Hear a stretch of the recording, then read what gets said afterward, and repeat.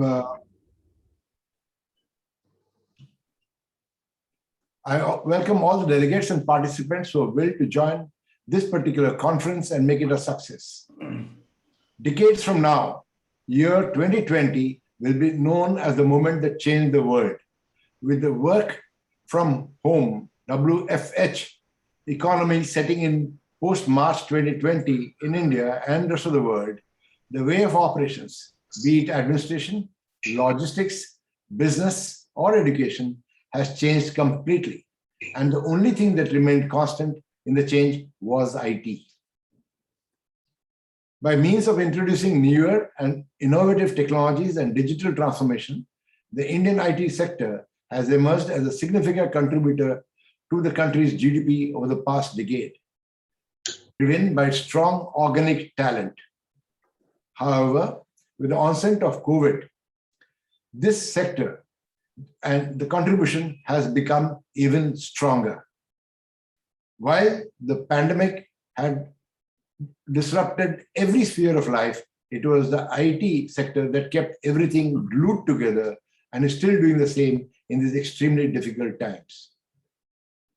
IT adoption in the pre-COVID times was seen as an advancement of visionary activity, but today it has become a necessity for the, and particularly since demonetization and payment processes are already there in the market and cashless transactions were happening, the rate of adoption changed almost overnight with COVID-19 setting in. Individuals and businesses broke out of the habitual practices and started adopting digital transactions significantly all over the country and the world. For businesses, be it small or big, in order to grow and sustain, it has become imperative to follow digital transformation and adopt IT-enabled strategies like e-commerce, lean tech stack, real-time analytics, ERP and CRM implementation, cloud computing, etc. Businesses that had strong IT backbone fared pretty well through the storm of COVID, and those that were lacking a robust IT backbone also made significant investments during this period to buoy through the tough time.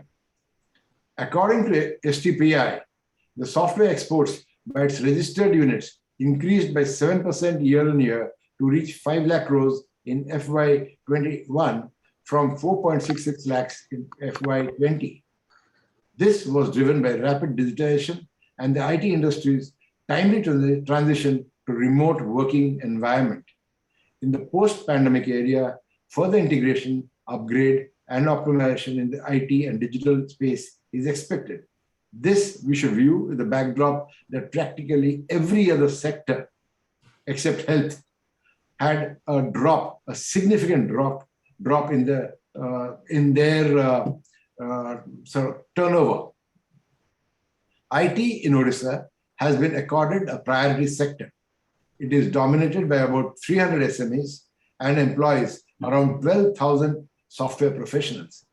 In order to boost IT adoption and develop the ITS ESDM sector of Odisha and attract ICT investments, the government of Odisha has also been doing impressive work and has already taken a positive shape.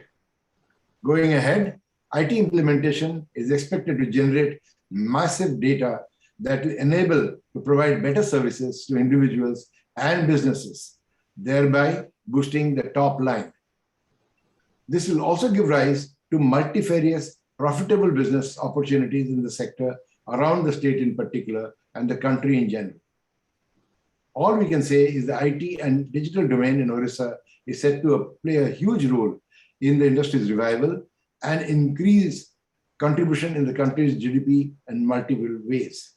Odisha, with the leadership of our Honorable Chief Minister, Sri Naveen Patnaik ji, had always given a lot of importance to IT, and that has been sort of carried forward by our Secretary, Mr. Manoj Mishra, and of course, STPI, the person out here, Mr. Manas Panda, has been spearheading a lot of independent activities.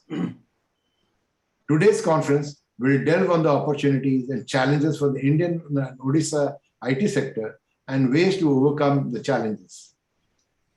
With this, I would also like to welcome Mr. Sudhir Dijikar, CEO of Apollo, and Mr. Arvind Sivaram-Krishna, and of course, our own co-chair of ICC Odisha, Mr. M.K. Gupta. And again, I welcome all the panelists and participants to this e-conference on information technology. Thank you. Over to you, Devesh. Thank you, Dulal. Next in the agenda is the theme address by me. Minister has not yet joined. I think he will join shortly. He just came out of one of the meetings. Secretary, Department of Electronics and Information Technology, Government of Odisha, Mr. Manoj Kumar Mishra. Senior Director, Software Technology Parks of India, Mr. Manas Panda. Chairman, ICC, Mr. J.B. Pani. Convener of IT panel and friend Abanis Nayak, and many other colleagues from ICC and various participants.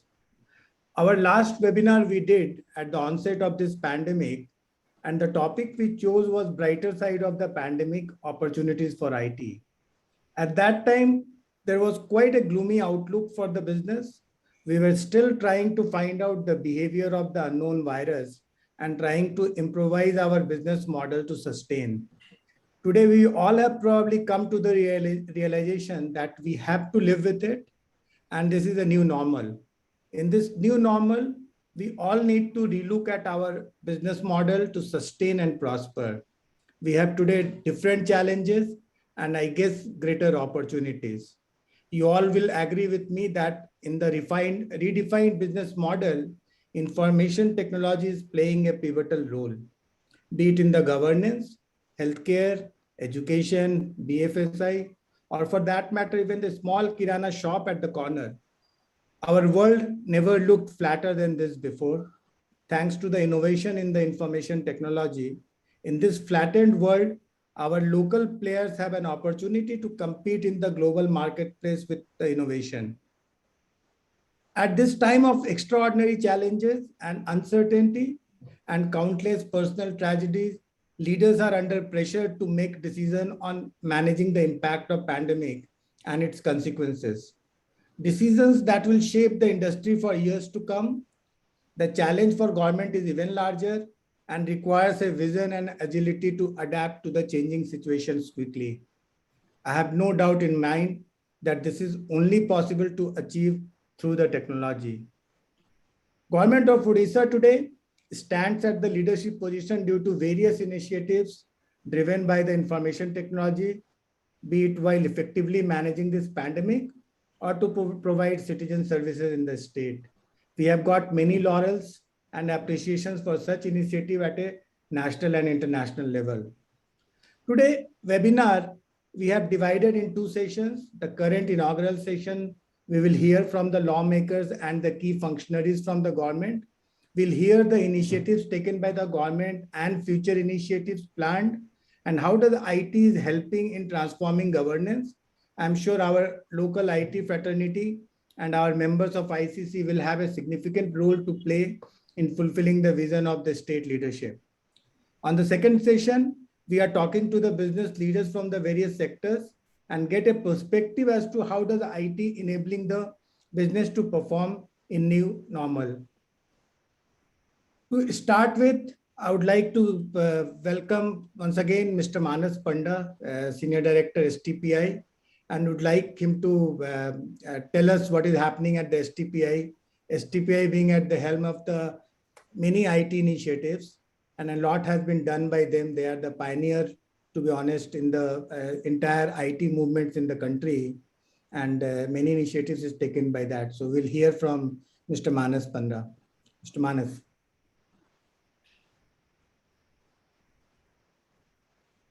Good afternoon to all. Respected Secretary, Electronics and IT Department, Government of Odisha, Sri Manoj Mishra ji, Chairman ICC, Mr. Dulal Pani, friend Devesh ji, and representative of from ICC, other esteemed panelists, participants, ladies and gentlemen. It gives me immense pleasure to be part of this event, and I must compliment ICC for organizing this event, which has a greater relevance at this first changing scenario of post-COVID-19. As all of us have felt that the coronavirus pandemic has brought unprecedented challenge for human life and created a lot of dark sides.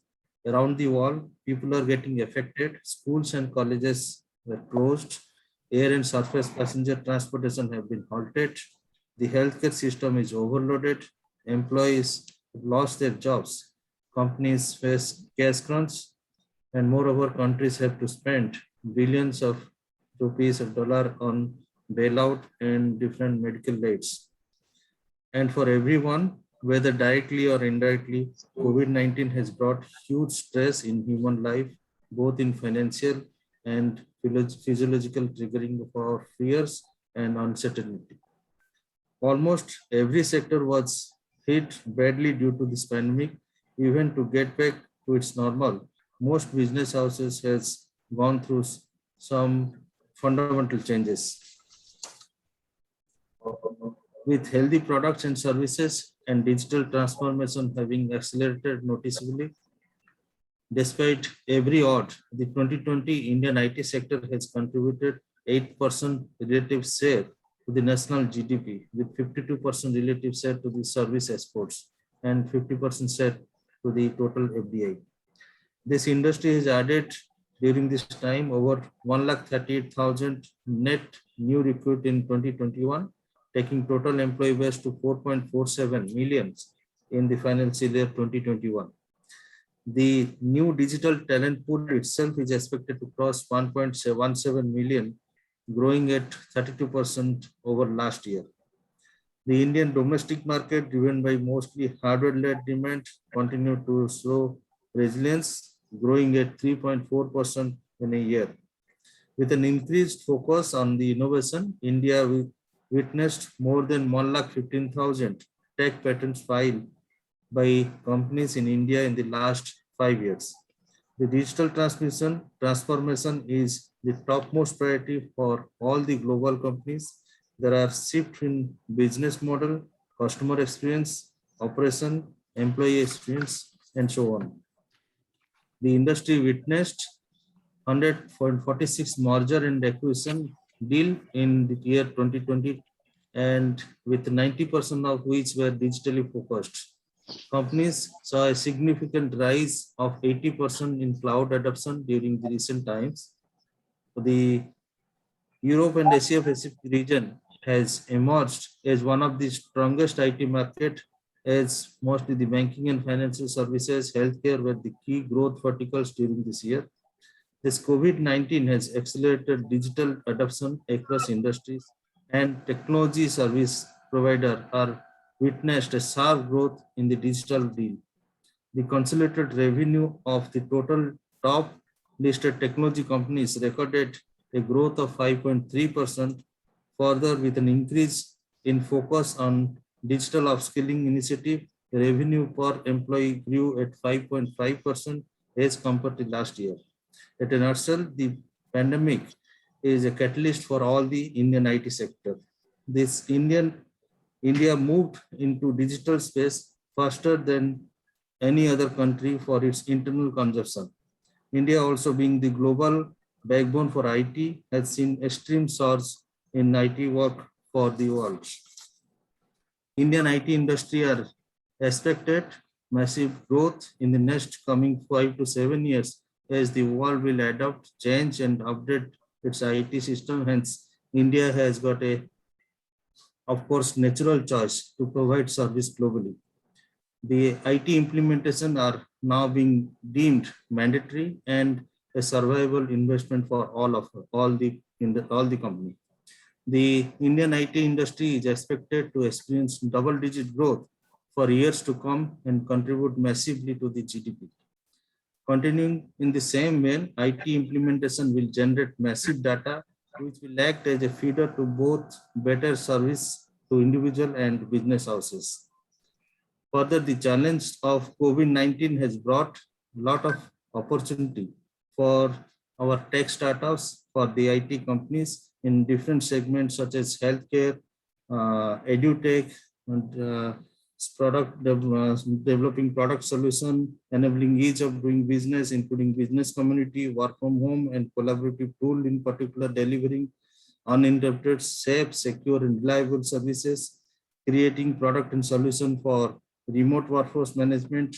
And I can see the edutech is in the sector. Edutech has got a great opportunity for all our IT companies. Recently, the new education policy 2020, it focused on the technology-based learning and skilling as a major part of the education. So I can see a lot of opportunity in the edutech sector.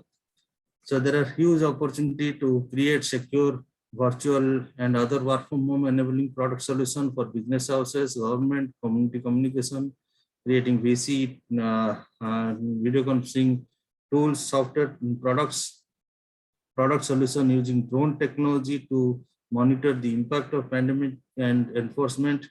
And lot of government institution, government ministry, state and government of India, they are also coming with lot of idea challenge competition for to address the issues, the challenges faced during this period by industries, by the government, by the citizen.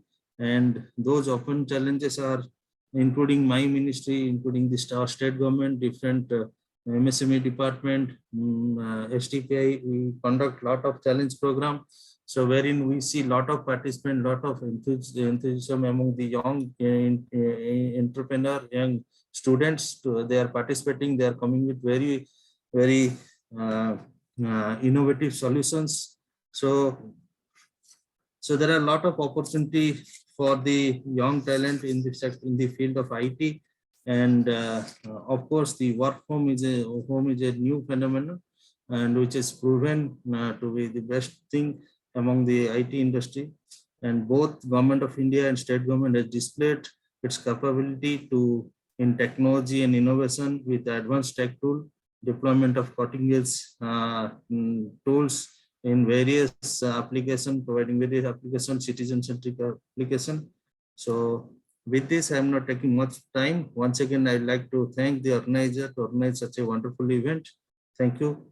Stay safe, stay healthy. Thank you very much.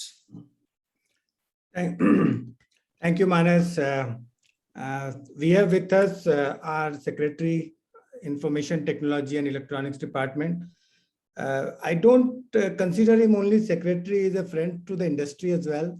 I've seen him during the pandemic, helping the family members of our fraternity to some of them like oxygen shortage, to the medicine shortage, to the hospital beds non-availability. Everywhere he has been helping all around the people, and would like to hear from him. I think he's at the helm of the affair with the government, new initiatives and a lot of development happening in this area.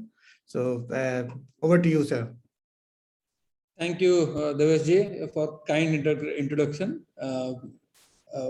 Senior Director STPI, my good friend Manas Panda, Chairman, how do you say, Chairman of ICC, Dulal Paniji, all my friends from the industries, and listeners and viewers.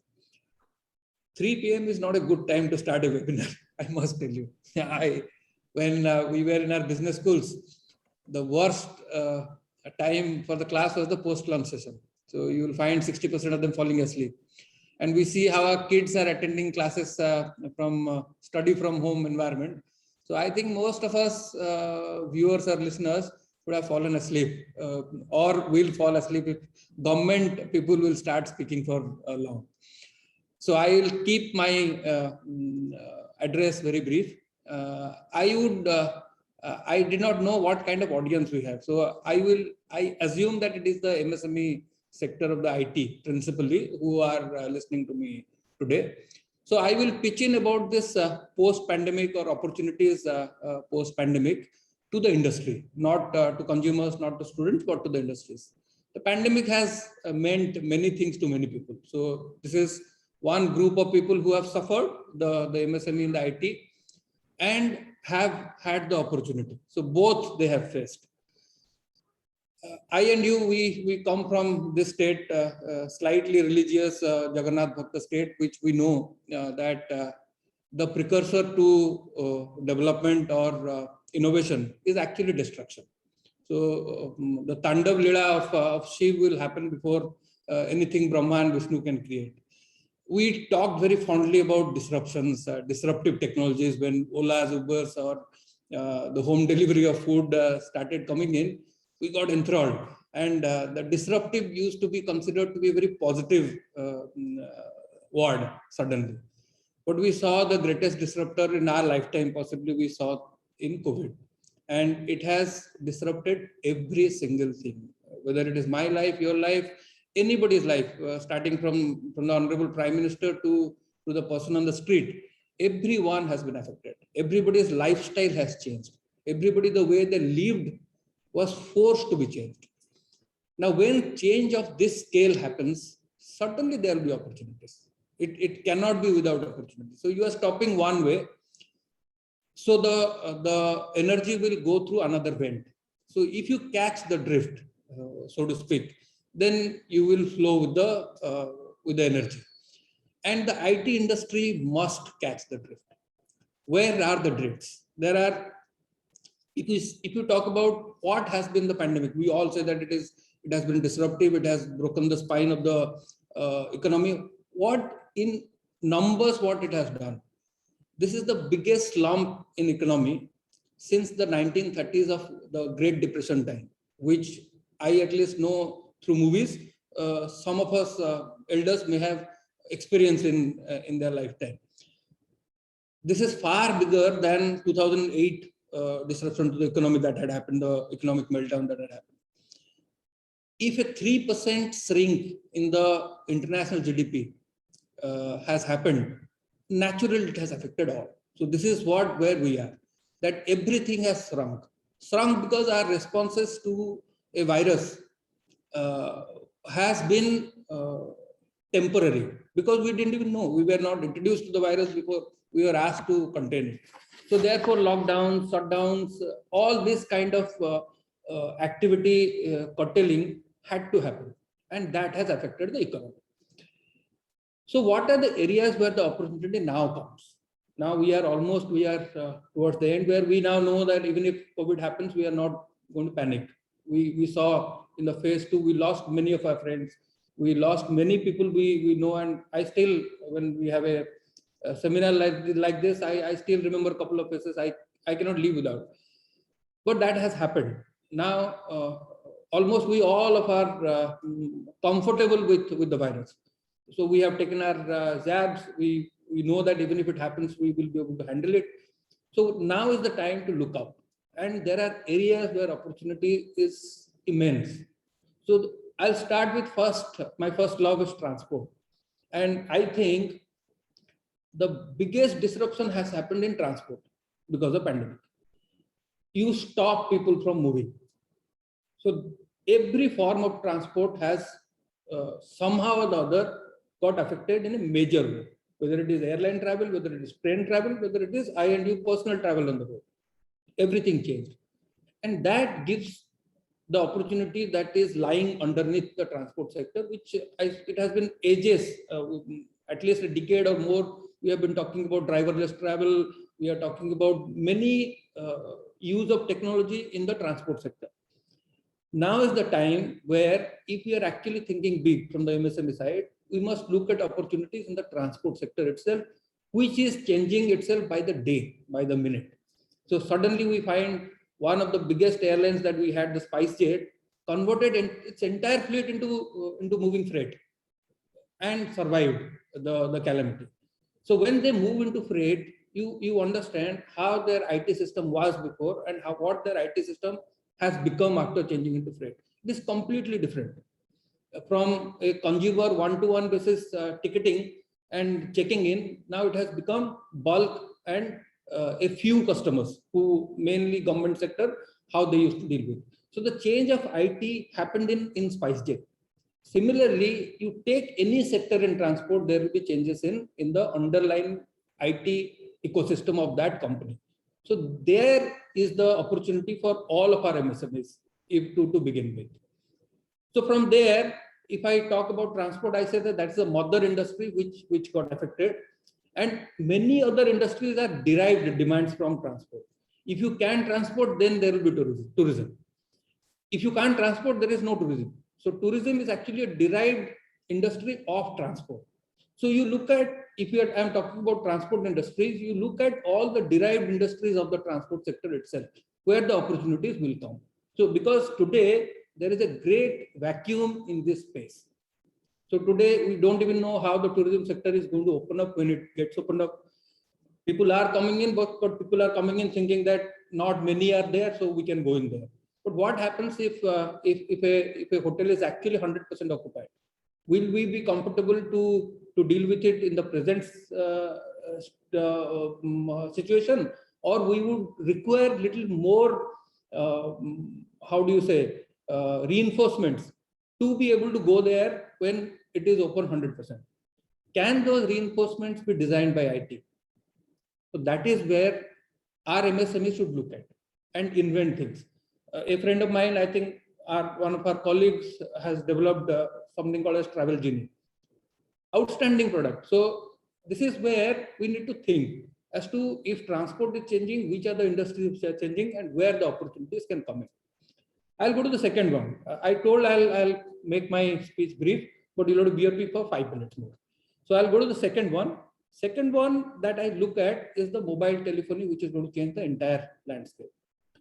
4G has had its limitations. So we know that when there is a cricket match, say in Barbati Stadium, your mobile phone will not work.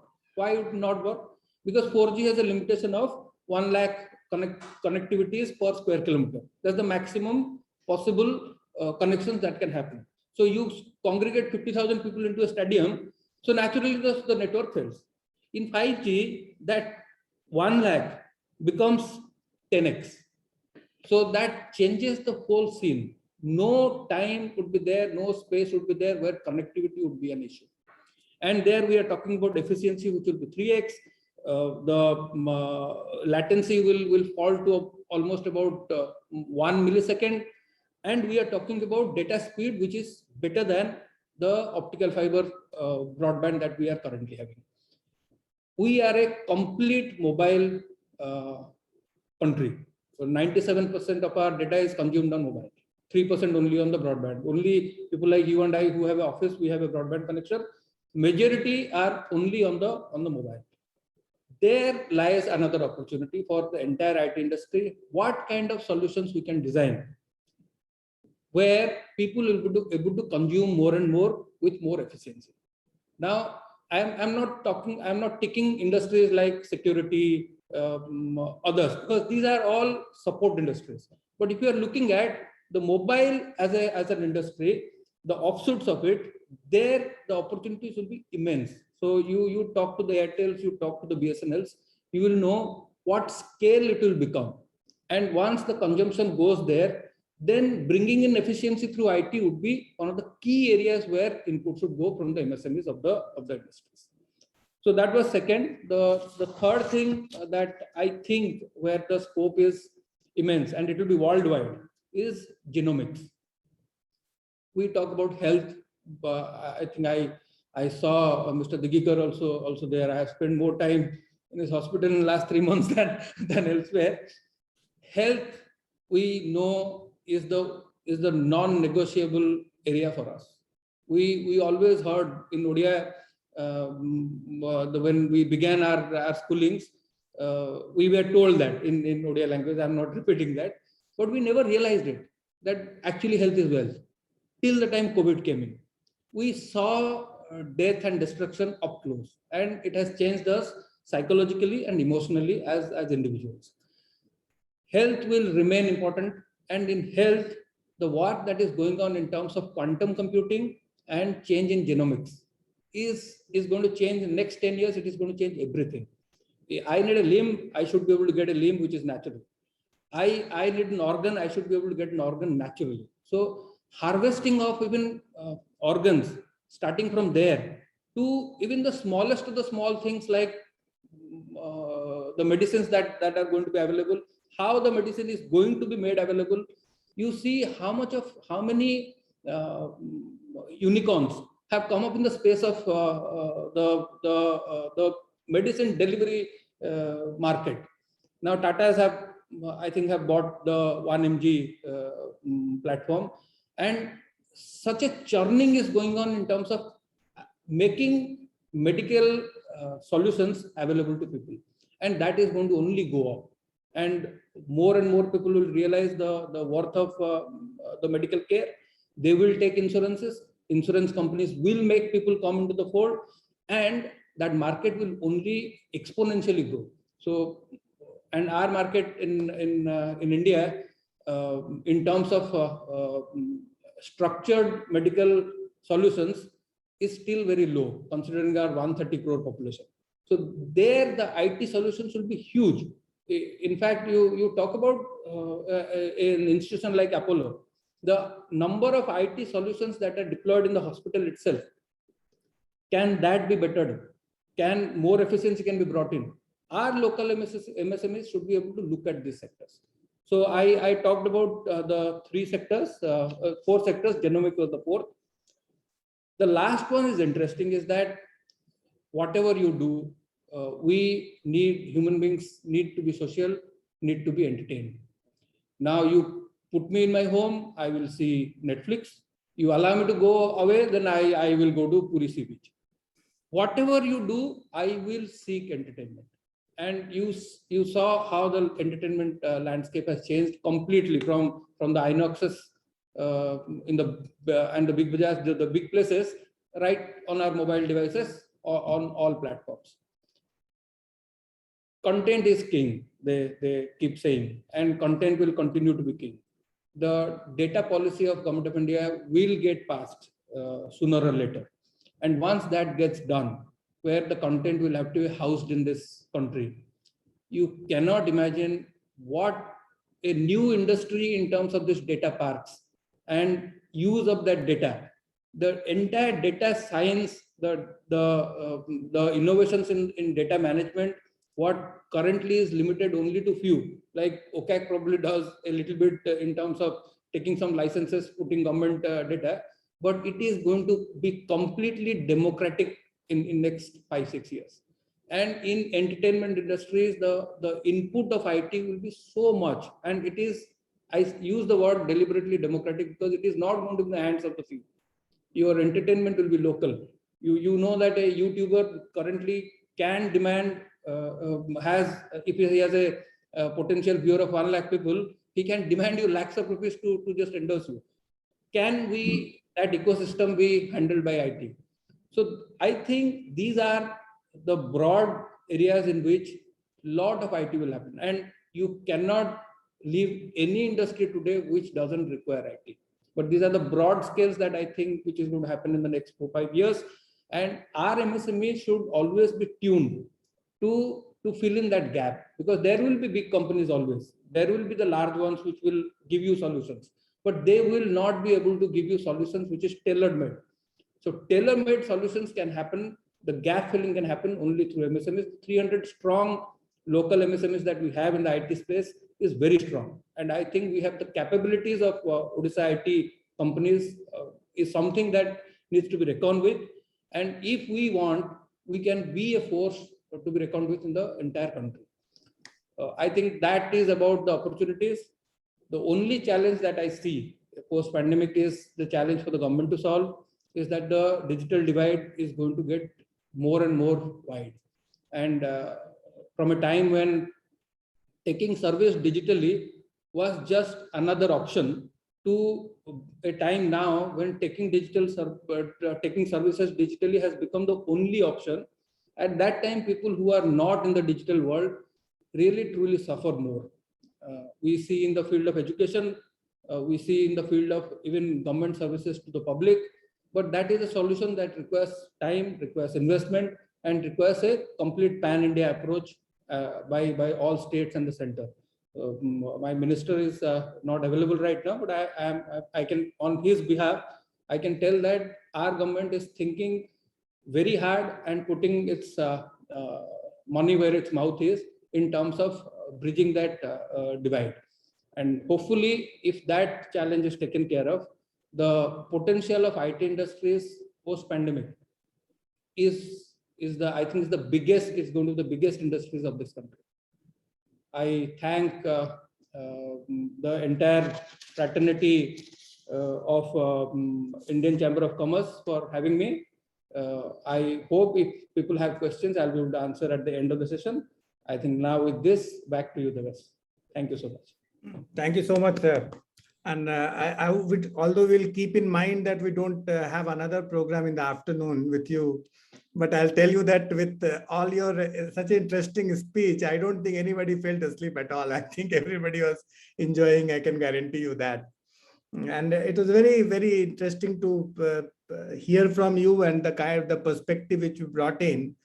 Generally, we were expecting a lot from the government or e-governance side, but we have seen the industry perspective which was brought in, which is very helpful.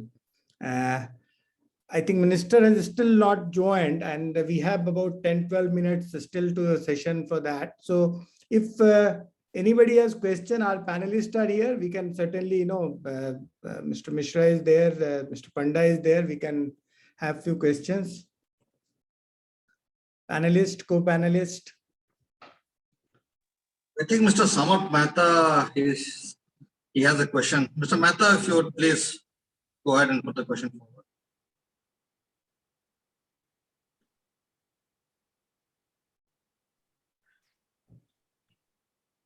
I think it's Not there. I think I would just like to announce that, of course, the weekend shutdowns in Bhubaneswar, Puri and Cuttack have been withdrawn. And so with that, I think what is important is that we hear from, of course, we'll hear in the technical session from Mr. Dijikar and others. And of course, we have Nanu also here about, the changes, as I said, Mr. Mishra has said in the health levels. There is going to be now what happens when the third wave comes. Is there going to be a third wave? Mr. Dijikar, I think he has just been called out. So anyway, we'll keep it for the technical session. Yeah, I think we should do that. All right, so Nanu, you have some questions?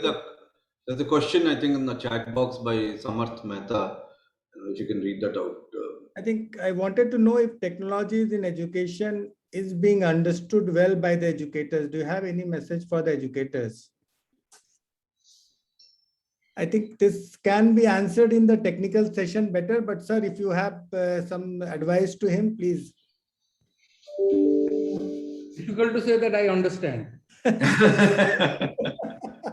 How do you say that I know what I don't know? So he would not say. I'd be humble and say that the technology sphere is so fast emerging and changing, is that maybe nobody understands it as much as we should.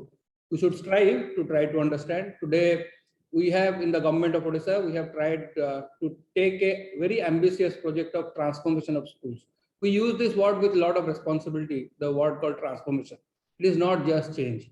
Transformation meaning complete change of Kayakalp. So that Navakalibar of schools is happening. 50 schools, the government Odia medium schools. I am one of the products from the Odia medium schools. You would have known from my accent already. But that is where most of our children go to for education.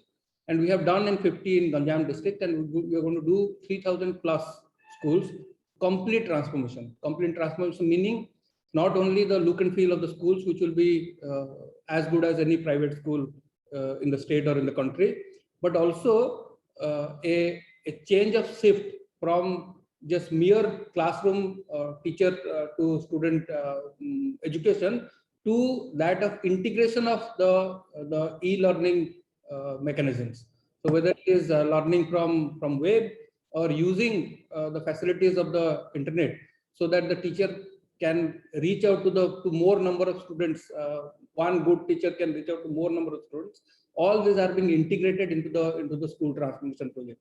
The government is spending money, and I am sure each rupee that is spent on school is worthwhile. And I'm just eagerly looking forward to a year down the line when 3,000 plus schools of our ODI medium schools would have completely got transformed and integrated with e-learning tools.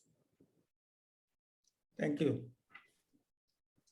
So I think we can, we have Abanis. Abanis, are you there? Yeah. Yes, I'm here. Yeah. Can I request you to tell your vote of thanks, and then we can close this session and move on to the technical session. All the panelists here, if you are more than welcome to continue in the technical sessions to the next one. That should be mostly by the industry leaders. So Abanis. Thank you, Devesh sir. My privilege and honor. Let me just switch on the. Yeah. It's my privilege and honor to propose the formal vote of thanks on behalf of ICC Indian Chamber of Commerce at the end of this engaging and enriching inaugural session of the ICC Conference on Information Technology. And we missed a good opportunity to hear the Honorable Minister speak, but I'm sure some other time, some other conference will request him to come and share his thoughts and views on that. I would wholeheartedly thank Sri Manoj Mishra sir, LPS Secretary, Department of Electronics and Information Technology, Government of Odisha, where he shared 4 or 5 probable sectors, be it transport sector, or derived industry, mobile telephony, genomics, healthcare, and social opportunities. He also did mention a challenge, saying that bridging the digital divide. I think while it's a challenge, it could also be an opportunity for a few of the IT guys, where if they could find a solution, if there is any mechanism or any solution where the digital information or the digital connect can happen with the also our heartfelt thanks goes to Sri Manas Pandaji, Senior Director STPI, where who also has been a pillar for the IT fraternity, not only in Odisha but beyond. Thank you for sharing your thoughts on EduTech, on healthcare, opportunities in working from home services. And also we are very happy that STPI has been putting forward a lot of challenges for the youth and also for the MSMEs in the IT sector to come up with innovation and challenges. I think one thing which Devesh sir forgot to introduce about the secretary is the vaccination drive that they did, where more than 2,500 of the IT fraternity came and got the dose, got the jab within 3 days. Thank you for that. I think here we conclude the first inaugural session. But before that, I would like to thank Mr. Devesh Sinha, CEO Cognitus Technologies Private Limited, and also mentor to the IT committee, Mr. JB Pani, Chairman, ICC Odisha State Council, who have been handholding us and have actually helped us to organize this event. Thank you so much, sir. Last but not the least, I thank all the dignitaries present at this forum for their participation and patient hearing. And I also would like to share our gratitude to our sponsors, OCAC, STPI, Cognitus, and CSM. Thank you for your support. This officially concludes the inaugural session, and we now move on to the technical session. Over to you again, Deveshji. Thank you, Abanis. So, sir, before starting the technical session, Mr. Digikar joined back. So, if like Dulal sir was asking that question regarding the third phase, so Digikar sir, if you could like. No, we will take it up in the technical session. Please, let's not disturb this.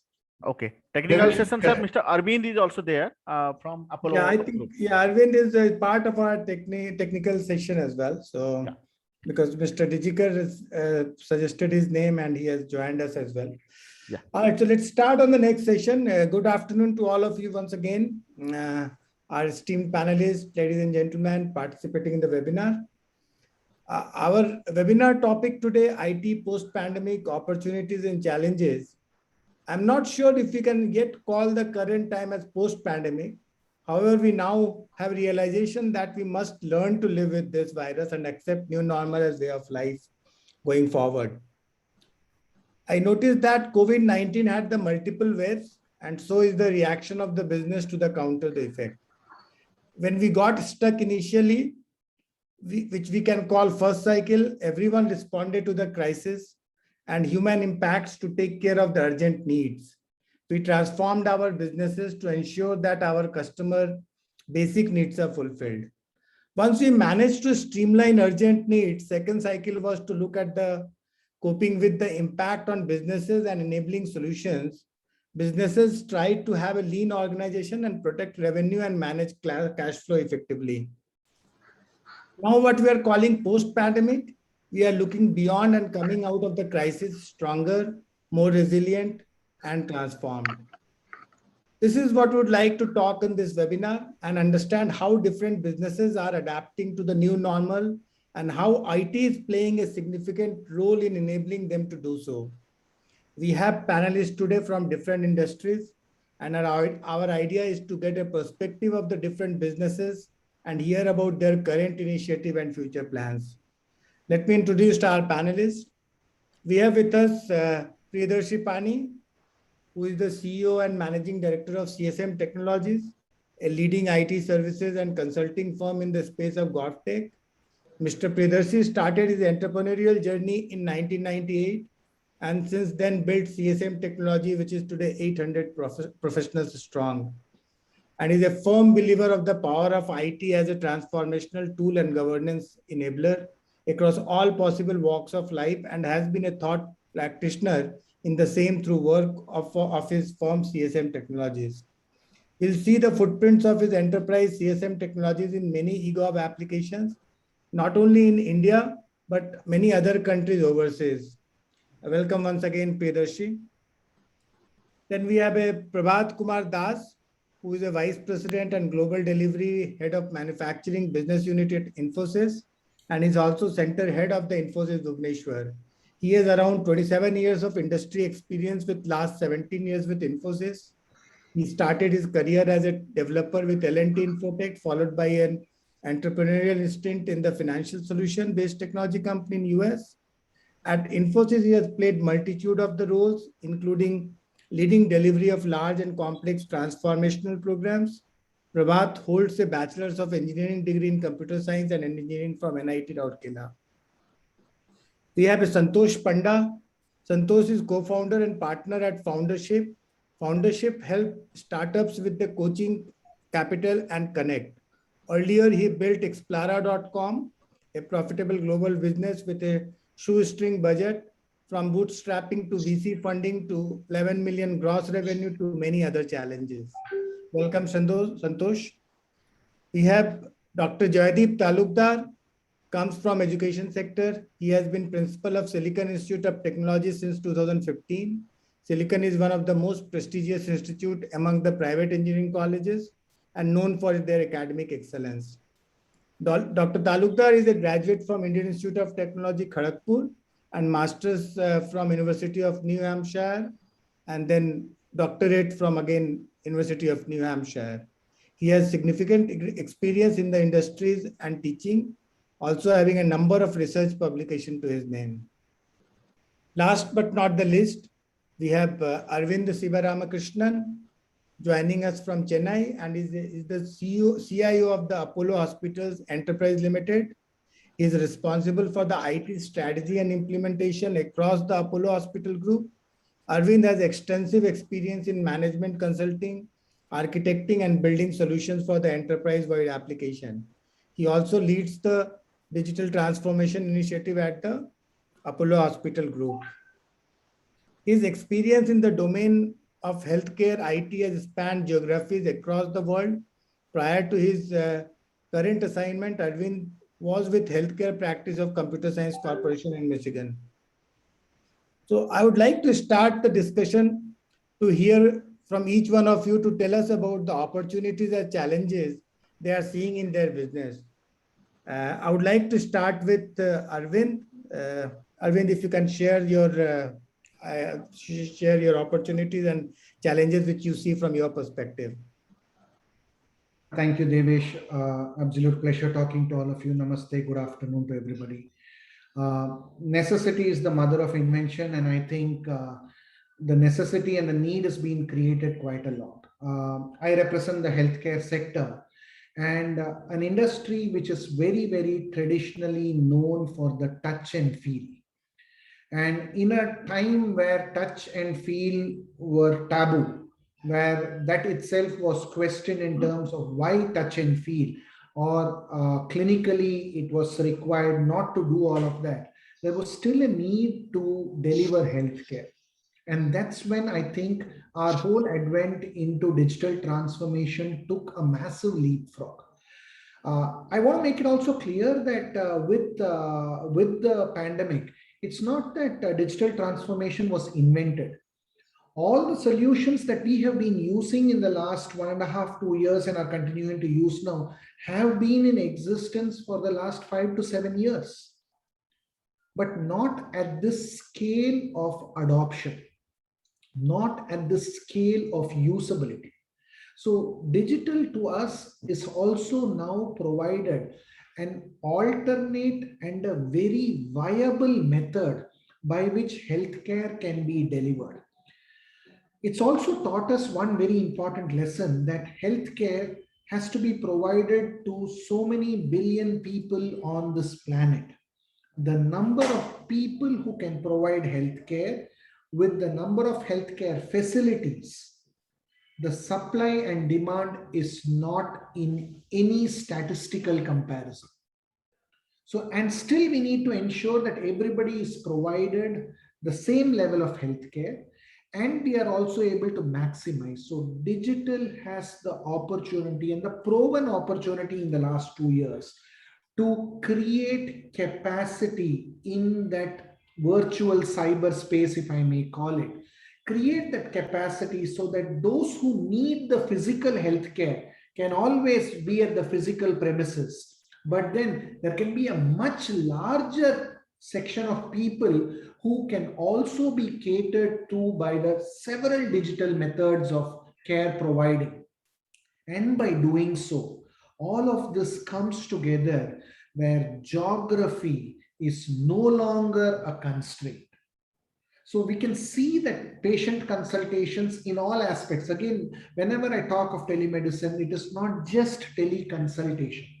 There are several aspects of medicine that can be provided in the digital world, which is teleradiology, telepathology, telecardiology, ECG overreads, telemonitored surgeries so that effective surgical practices are happening. There are several methods that are possible. And all of this has geography not as a constraint, which completely opens up the horizons of providing care and the delivery of healthcare. Now, all of this brings in one more layer of it, the advent of AI and ML, machine learning algorithms, cognitive algorithms that ensure that at all points in time, the knowledge that guides the practice is kept at the best possible level. Now, when knowledge and practice is guiding the practice, the quality of outcomes and the clinical outcomes in general will be at a very high desirable level. And this is definitely a great benefit for all of humanity, because you have healthcare and you have processes and procedures guided by technology, built on science, built on evidence-based care practice that can make the care delivery model replicatable and scalable. And then the whole telecom aspect of it added to the healthcare delivery. In some cases, you want to call it telecom. In some cases, you want to call it mobility. Whichever are, if I may say so, the devices of convenience can all come together and provide care at point of service.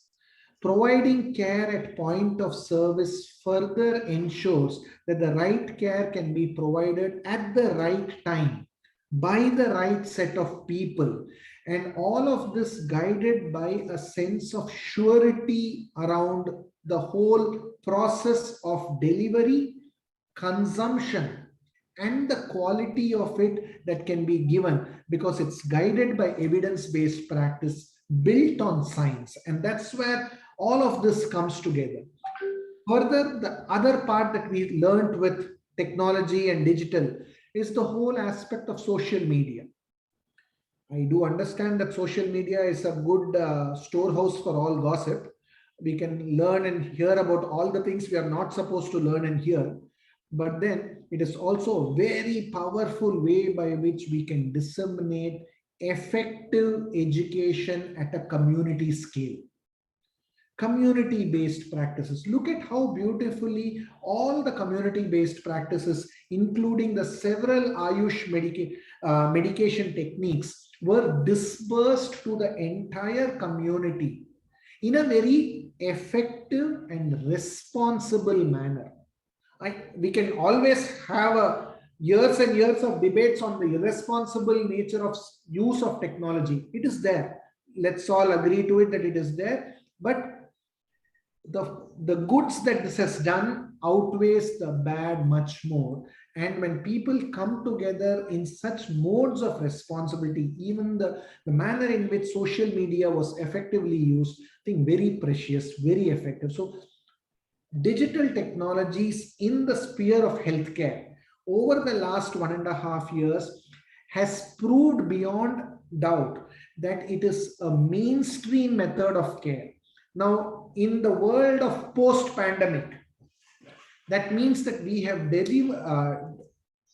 tasted that we can continue such like digital modes of delivery and also augment it with all the physical modes of delivery. That means capacity. That changes fundamentally the manner in which healthcare is delivered, healthcare is consumed, healthcare is monitored.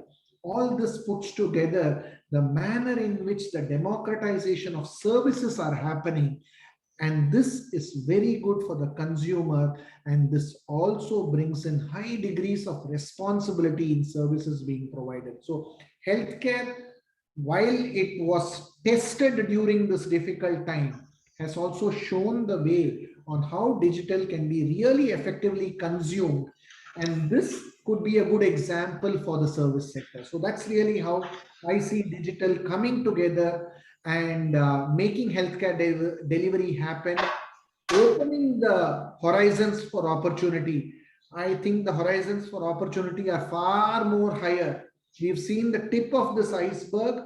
I think humanity and science have a lot more to offer as long as we consume it responsibly. Thank you, Devesh. You're on mute. Thank you, Arvind. It was very, very meaningful what you said, and it triggers a lot of questions to us, which will come back to you again. We'll move forward with the next panelist, Nanu Pani or Priyadarshi Pani. Can you share your perspective, because you are in the lot of work you do in the GovTech space, and how is the government areas, opportunities are coming up in those areas and the challenges which you see? Thank you, Devesh.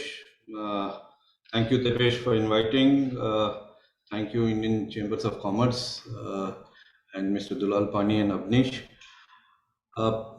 Your topic today is opportunity and challenges. And before I start speaking, I should, I actually love to hear the current IT Secretary, Shri Manoj Mishra.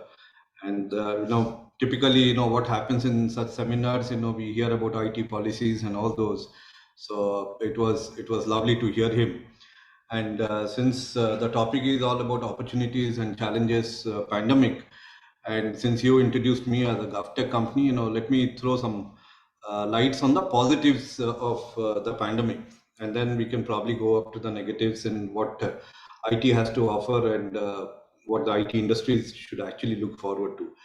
I guess I expect that, there are MSMEs who are probably watching this on the Facebook and probably on the Zoom. Pandemic is certainly an opportunity, unfortunately, I have to put it that way, because it's no way good, but then it is definitely an opportunity. And I think we have all heard Mr. Mishra speak about, the 3% of GDP surge and all those things. So what the government could not do in 2 decades, because I've been in the business of IT for almost 2 decades now, 2 decades plus, and been very closely associated with the governments in India and abroad. And I certainly feel what they could not do in 2 decades, probably this last 17 months, have actually pushed. At least the thought process in the governments have changed. No matter whatever we do, how much of enterprise business that we may be doing, But then we do fall back on the governments for policy, for enabling businesses to operate.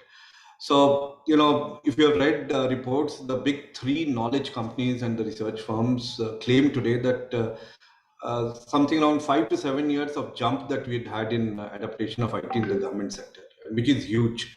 And if you join both the things together, that what could not happen in 2 decades has actually happened in 17 months, and why it has happened, I'll be explaining it subsequently. Now, be it fintech or edtech, health tech, Arvind just spoke, or agri-tech, you'll find government's presence in all sectors. And the amount of evolution the government has taken onto themselves and the scale in the past 1 year is stupendous. Now, government in 2021 are actually leaving the private sector behind in adaptation of technologies. Look at the number of Aadhaar cards, today. By now, I think we have generated 1.3 billion Aadhaar cards. We have, the CoWIN app itself, the amount of 500 plus million of vaccine doses have been booked over that CoWIN app. We'd had, 1.2 trillion, these are some NASCOM data that kept on coming on the email I'm referring to. So we had, some 1.2 trillion INR of procurement that has happened on GEM, which is through and through online. In the transport, the Secretary IT had mentioned, and we all know that the uses of FASTag today, and the ease of probably commuting from one place to other place in the toll plazas. So these are all governments, let us understand, and they are using IT for betterment of citizen. In a Diksha is a platform that, if you know not, is a learning platform by the government.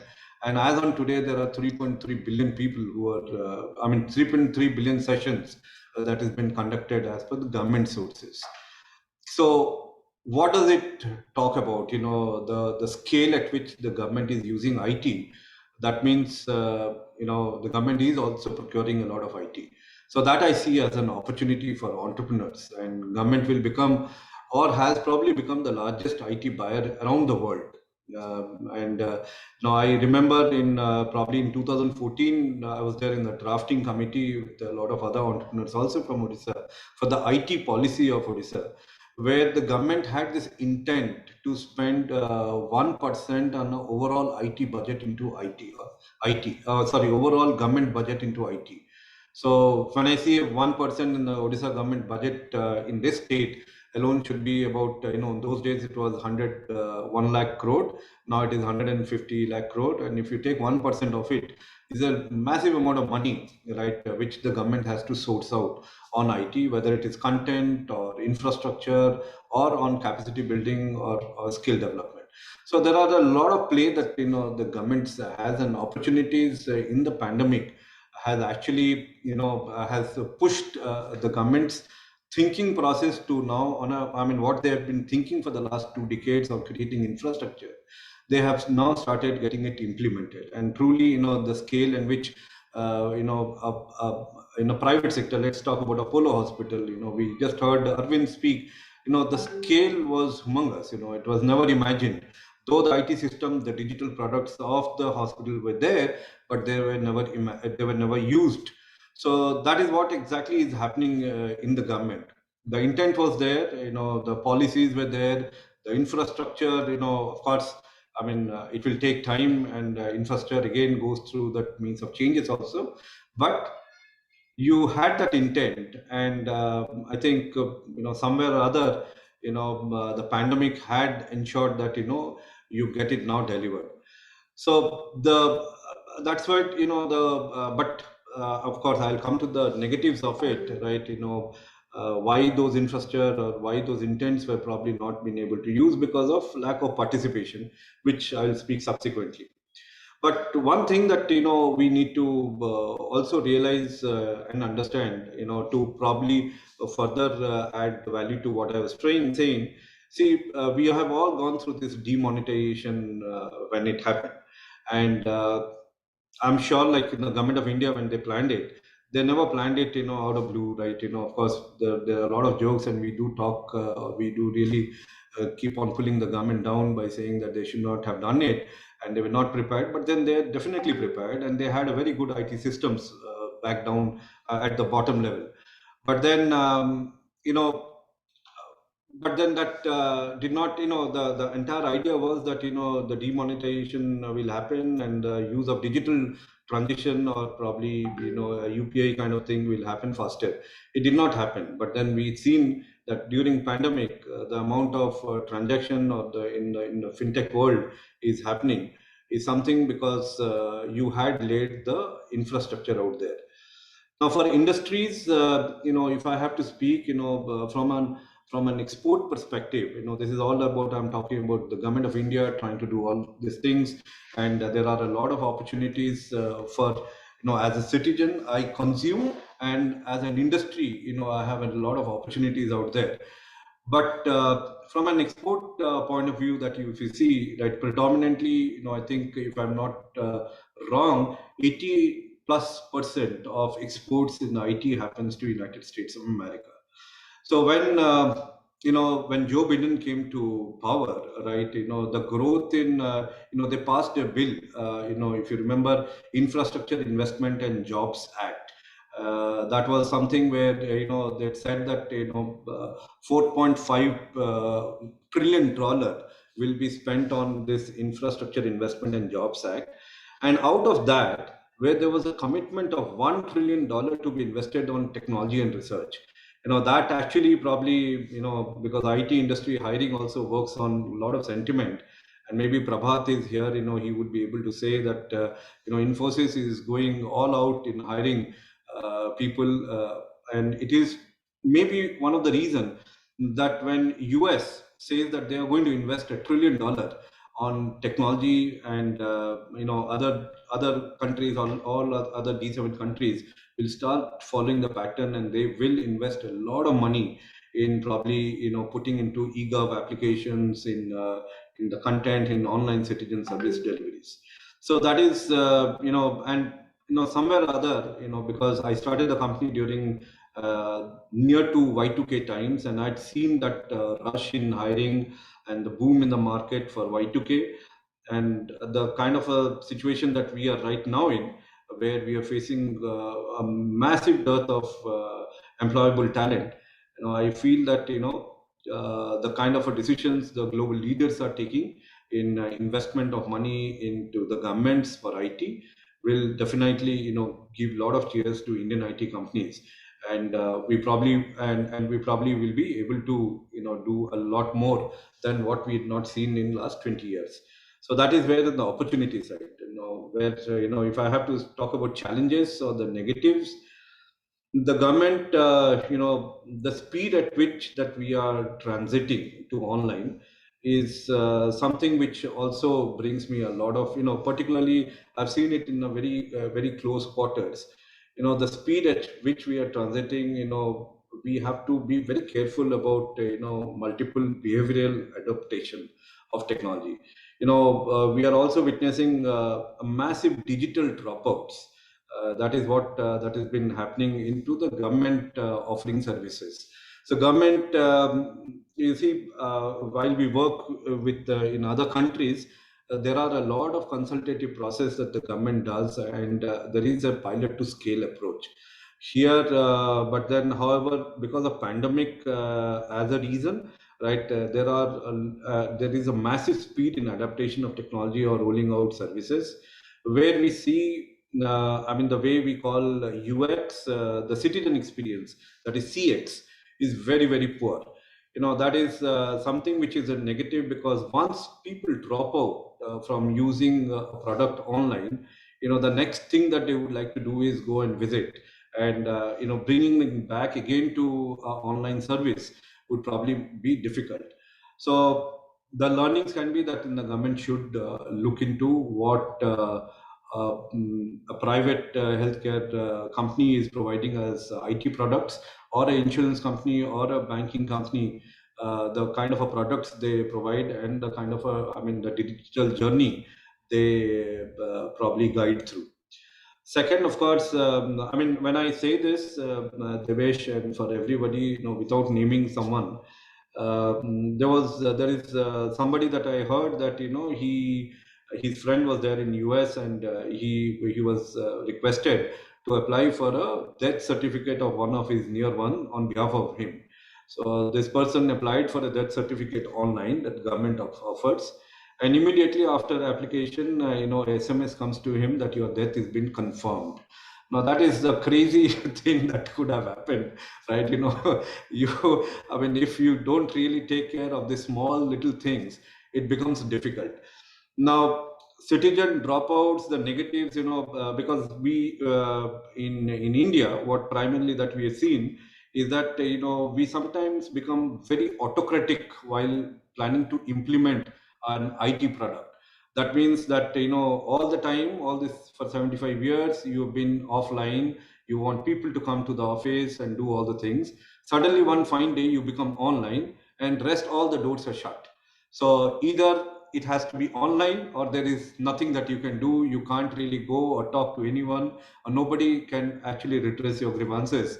That could be. So these are like, that can probably backfire to the governments. And of course, the negativity is that, while from an industry side, we see that, I mean, unless and until we kind of get into a consultative process, this fast implementation will create a lot of problem for industries that are there. Like, for example, a lot of companies, a lot of governments have come to us for developing an auction system. I would say that, I'd rather do it in Africa or Europe for any governments, but then I would not do it for India, because you don't allow that kind of a time to probably get it implemented, where there can be a lot of allegation. And the one that we are seeing for income tax also may be one of the reason. Of course, I can't take parties of either the government or Infosys, but there is something that has happened out there. So this is where the negativity is, that in the industry suffers, and the citizen suffers, and the government in large suffers. And lastly, before I end, I think security is one big challenge for all of us.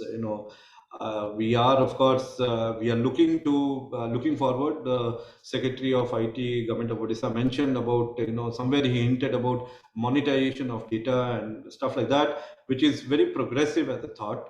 But, somewhere down the line, we are all really worried about, creating so much of user IDs and passwords, giving our bank, doing banking transaction in a lot of places. We are worried, and I think while I speak from a GovTech perspective, I think that the governments and there can be a lot of IT companies which should actually adopt the fintech model of security, because no banks ever compromises on security, but then still they're able to roll out the best of the world-class products on a digital platform. Similarly, the governments also have to think, and the companies have to all come together and adapt the banking models to the government solution deliveries onto the citizens in a similar fashion, wherein there is a high trust between the citizens and the government. So these are two big negatives, Devesh, that I had. I'll stop here. If you may have any question, or any panelist can ask any question, I'll be happy to answer. Thank you. Thank you, Nanu. I am sure your speech will trigger many questions, and I think we will have towards the end. Let's other panelists also speak. But very heartening to know the speed with which the digital adoption is happening in the country, which is a very good news for all of us, and particularly the IT sector. We have another panelist who comes from education sector, Mr. Dr. Joydeep Talukdar. I would like him to talk about the opportunities and challenges he's seeing in his sector, and how his IT is helping to take care of those challenges. I would like to keep a little bit watch on the time, so yes. Possible 10 minutes, Dr. Talukdar. Thank you, Devesh. Yeah, I'll try to wind it up in within 5 and 10 minutes. Thank you so much. Thank you very much for giving me this opportunity to be on this panel. And I'll just say a quick few words about Silicon, and then I'll go over.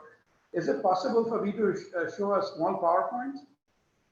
Jaideep, can you make him host so that he can share? You can share his screen, I guess. It should be there available with you. No, in the bottom. He can share, sir, share the screen also. If he wants, we can share. We have the PPT with us also. Yeah, can you see my screen or no? Yeah. Yeah, we can see that, yes. Okay, okay, very good. So, I'll just tell you about our personal experience during this pandemic, and then once we can identify what are the things we experience, that will give us an opportunity to look at the challenges and then some of the solutions. Unless we look at what challenges we had and what drawbacks we faced, it's hard to come up with solutions. Okay. Just share this. So, two major aspects I'll explore. One is actual conduction of online classes, theories, labs, and then monitoring and evaluating. Dr. Talukdar, I don't Yes. think we are able to see the screens moving. So still we are at the first screen. I think you're talking. Okay. Hold on for a second. You're not able to see the screen moving? No, Let me start. one of the challenge in the digital world is this. Okay. You do not see the next screen, two major aspects? We are not able to see any. Let me share the screen. Okay, hold on. Let me just back out of this then. Yes, please share it then. Jaideep, let Jyoti share his screen. Is it visible now, sir? No, I think it is just saying that Jyoti. No, not visible. Now? Yes. Yes, very good. Okay. Yeah. So, the two major aspects I was talking about, one was conduction of online. We faced issues about online classes as well as some technical issues here. And monitoring and evaluating mechanisms. So this entire, once COVID hit, the entire business of disseminating knowledge and evaluating students changed in a way that we couldn't imagine. So, for example, I'll give you one simple thing, that unless you gauge, you can see a student, you really cannot gauge whether the person has been able to understand a concept or not. That aspect is pretty much wiped out in an online class, unless you have 100 students, all of who have their videos on, which is not the case. So simple aspects like that are challenges. Okay, next slide, please. So we had this evaluation mechanism by AI proctoring, and it worked to a certain extent, but the students are very innovative, and they figured out a way, many ways of bypassing the system and securing good grades. So this is, in my opinion, a great opportunity for developers to come up with a somewhat foolproof system by which evaluations can be properly executed. Because in my view, this AI proctoring of a camera monitoring your moves and safe browser goes only up to a certain extent, because the students are very innovative and they grew up in a technological era. They were able to circumvent this particular mode of mechanism. And so here a great challenge and opportunity exists for developers to come up with a really foolproof solution of evaluation. Evaluation is equally important as dissemination. Okay, let's move on, please. Next slide. So the blended learning mode definitely is here to stay. That is one of the great blessings that has happened because of this pandemic. We are able to reach out to a large number of people as their audience in remote countries, remote places, as long as there is internet availability with minimum infrastructure. And say, for example, IIT Madras, I think, is offering a course completely online, a BSc degree in data science. Only again, the evaluation is done in person. They have to come to a center to take the exams. But you can customize it, you can adapt it, and do various things when you are teaching online. Yes, next slide. So as I said, we can reach out to a large number of students in different, see earlier on when we had, say, a webinar or a seminar, we couldn't invite guests from all over the world. We have had 2 or 3 seminars, particularly in ECE, where we have had we have had participants from the UK, from the US, from Bulgaria, from all over the world. This wasn't really possible earlier on before the pandemic. So now we are able to address a very wide audience. Here also, there's one of the things, say when we are teaching the students, for example, the Zoom allows one interesting feature called discussion rooms. See, part of the learning mechanism, we're just trying to identify all the learning mechanisms possible.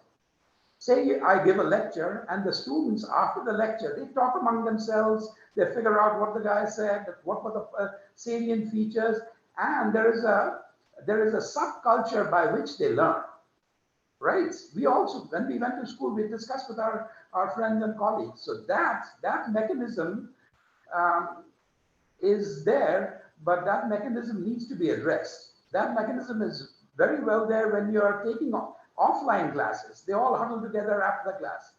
Here, Zoom allows a breakout room, and such possible, this avenue should be explored, in my opinion, by which they can congregate and communicate among themselves and learn.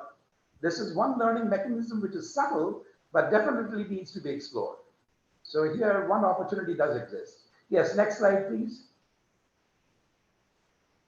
As I said, examination procedures, etc. Yeah, there are opportunities here, and these more thought needs to go into how we conduct these examinations, because this is part of an outcome-based process.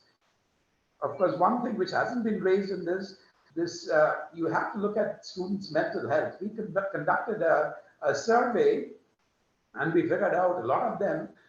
Initially, they were pretty happy that they could go home, etc. Now they, over a period of a year and a half, they are actually mentally in not that great a shape because they are missing out on the college experience or being with their friends in an environment which is conducive. So that aspect needs to be addressed too. And of course, the more tangible things like hands-on labs, etc., that's been pretty much, I wouldn't say defunct, but it has taken a much lower role. That there exists a tremendous opportunity if one can create virtual labs which enhance their skill sets. They have not been on campus. All these labs which they have missed, we have tried to demonstrate using the actual, but this is a touch and feel. An engineer, you have to be able to create things with your hands. That aspect has been almost taken away from them. So here again, another opportunity exists if one can have some nice interactive laboratory sessions or software created that can help the students. Big opportunity here. Yes, next slide, please. Of course, this you probably all know, but a lot of our students have enrolled in a number of other online programs, strictly online, like Coursera has given us a lot of licenses. Thousands of students have enrolled and they have taken courses. They have been able to enhance their skill sets, enhance their knowledge. Our faculty members also have done it, and they're all pretty much free of cost. So these avenues should be explored so that we continue to gain and enhance our knowledge and enhance our skill sets, and while this pandemic lasts, because some of these people, I personally took about 20 courses because when the first pandemic hit, there was a lot of time and we were just we were figuring out how to deal with it.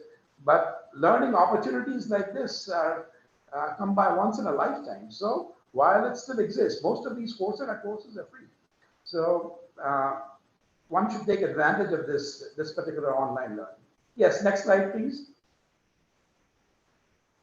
Yes, as I was saying, Coursera, there are lots of MOOCs courses. There's a national digital library operated by IIT Kharagpur, which gives you free access to a number of ebooks and journals, etc., that students and faculty members can go online. And these kind of scenarios can give better, as Devesh would know, online internships, etc., that can be inculcated also during this time. You don't physically have to come to campus.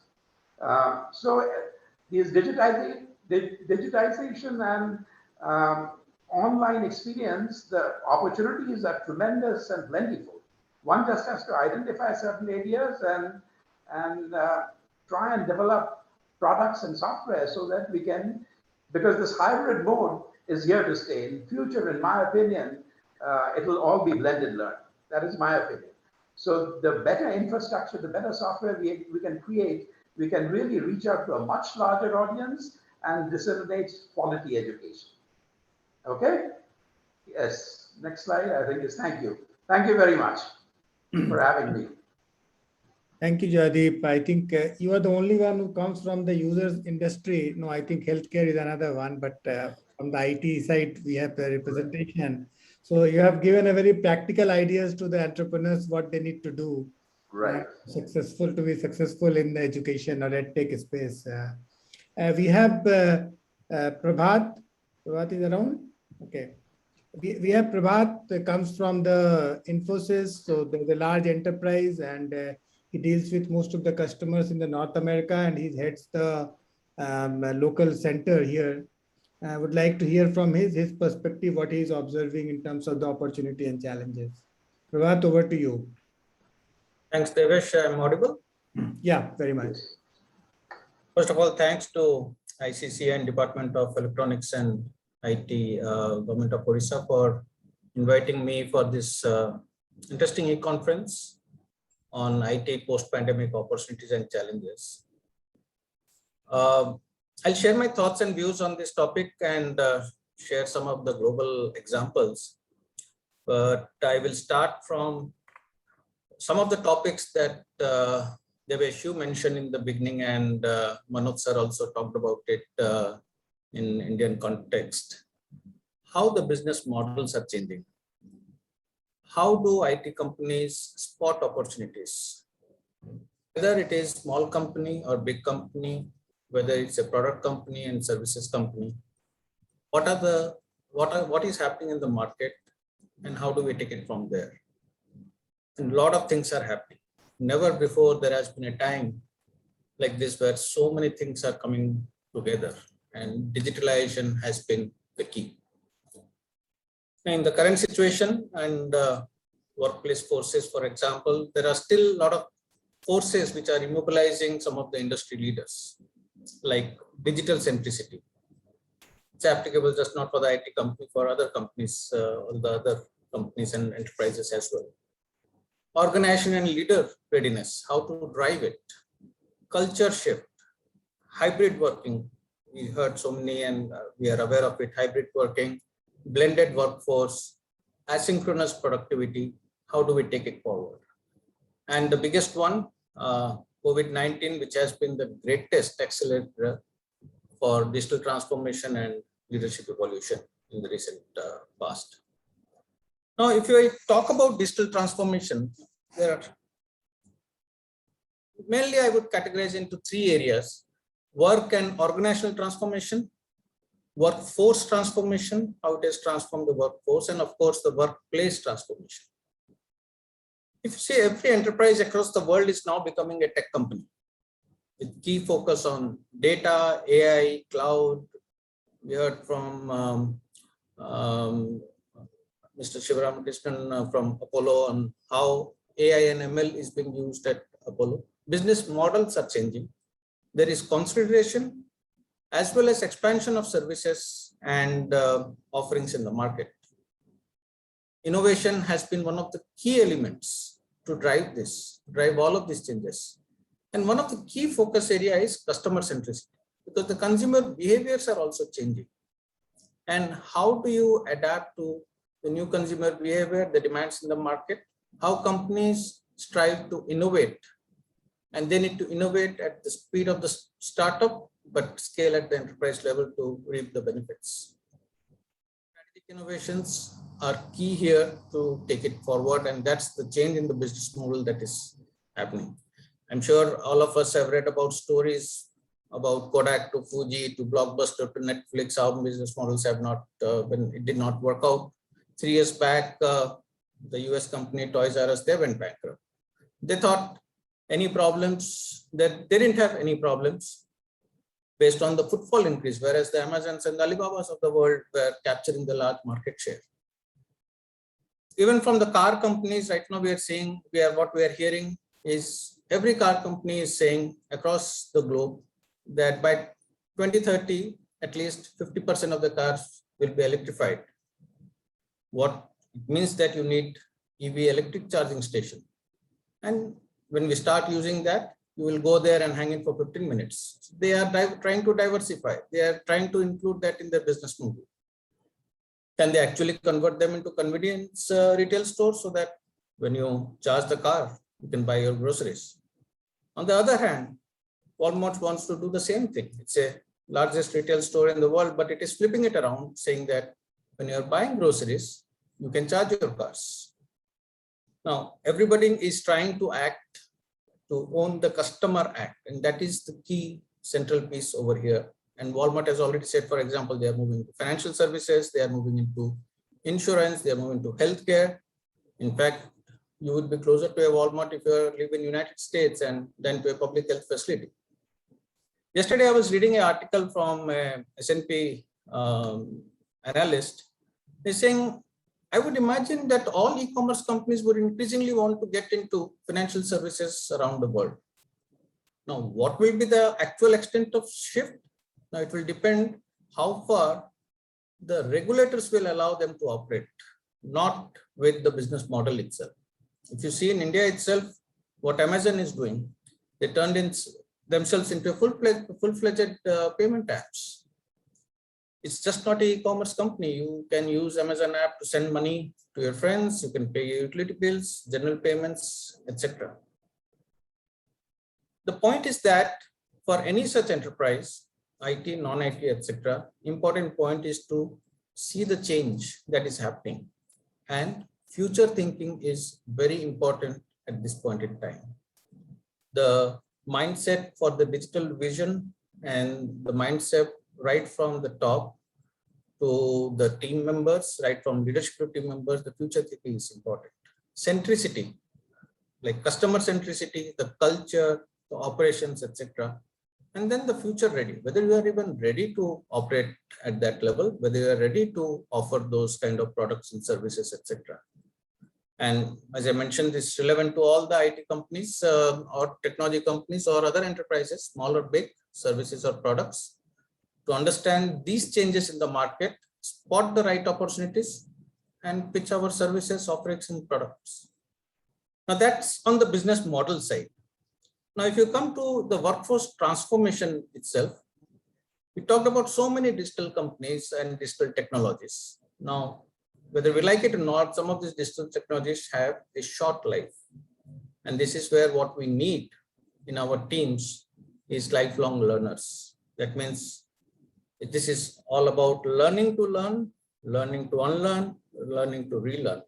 And that is going to be a very important aspect because we need to, some of our team members, our employees need to switch to new skills which have shorter life and acquire new skills. And that is where one of the important aspects is the industry academia partnership. It will play a major role in this learning journey. The educational institutions will start to partner with large enterprises, and the large enterprises will have experiential learning partnering with the educational institutions. AI and automation, AI software and automation, yes, we are talking about, they are taking over a lot of human work. It will be, but the human labor will go into finding new problems and executing that. The human endeavor will be to understand how to execute it better. And these digital technologies will only create new jobs for the future. It will create many more jobs in the future while we work on the endeavor to prepare for skills for the future. Similarly, in this remote and hybrid model, one more thing which is impacting the workforce itself, the inclusivity and diversity, which is very important for new ideas to come in for a very inclusive workforce. Now, the companies are no longer, the people are no longer attached to urban settings. It gets dispersed at different parts of the country. You have the opportunity to hire from anywhere, from any community, from any region across the community, across the country. And it will also, we have the opportunity to take away, I believe, some of the workplaces bias out of us because of a virtual world. We do not know who we are hiring. We are hiring skills, not a specific individual. And people who do not have access to some of the corporate settings. For example, it could be part-time work, it could be because of disability, etc. I think these are some of the trigger points to drive diversity and inclusivity in the workplaces. The third important aspect is the workplace transformation. I think that is anyway happening because of the hybrid model. Most of the enterprises have embarked upon this digital journey. Now the maturity and the speed could vary, but the investments are going on, whether it's an IT company or a core enterprise company. Switching and applying not only what they learn from customer value chain, but applying the same knowledge to their own workplaces itself. And this has been a big shift. Workplaces have gone virtual, as we have seen in recent past after COVID came up. Now there is a lot of investment in digital infrastructure for employees, and it is redefining the operating and execution model itself. And I believe the future may look like a hybrid model with a lot of digital interventions and innovations on a dispersed team, along with very important remote team engagements to make them motivated and feel like a team working towards a common objective. So this is how the transformation is happening. Obviously, there are one challenge already, and Nanu Pani talked about the challenge of security. Now, the accelerated digitalization is what happened in last 1 year. This is also giving ideas on how information disperses. What I mean by this dispersion is healthcare into homes, education into homes. We heard about the blended education model, dispersion of work into homes. Now, how securing home network is going to become for corporates and cybersecurity companies. But when there is a challenge, obviously there are opportunities. There are multiple security incidents that are happening. But the cybersecurity services company, the cybersecurity, a lot of product companies are there where it's a big opportunity for them as well to come up with new ideas and new products to make it a more secure work environment. That's in brief, Devesh, on my thoughts on how things are changing based on digitalization and how we need to prepare our workplace to look at the future. Thank you. Thank you, Prabhat. Good insight. And I'm sure it would trigger many questions, which will come towards the end. We have one more panelist, Santosh Panda. He comes from the foundership and he mentors and coaches the startups. So let's hear what is happening in the startup world and what the future lies for them. Santosh? Sure. So thank you so much for inviting me. Thank you ICC, thank you Department of IT and Telecommunication, Government of Odisha. Fantastic points by the panelists. I think this is very engaging. Hearing wider views. I'm sure this material is a great input for many decision makers and MSMEs to take out from the from various industry point of view. I'm going to touch on a couple of points around startups. So having built the business, having started a startup way back in 2007, when India was not even working up to startup. Yes, there were IT services and all that, but product startups, and then going through a journey of not having fun to even define what is an angel in 2007-8, and then to raise, then to struggle, and then take Explara to some level. Last year, I went out and started in pro bono mentoring several founders, right? Every weekend, I used to go out and reach out founders for free, saying, okay, come and let's talk what the business you've been building. Now that got me to a stage where this year I started Foundership. Foundership is a, almost like a startup education platform where peer network of founders and leaders, like a lot of us, come and help other startups to execute better, right? Could be business challenges, could be your growth challenges, could be your skill challenges, right? So we impact those and we run programs as Mr. Jaydeep also talked about how he is seeing education impacting in the real education.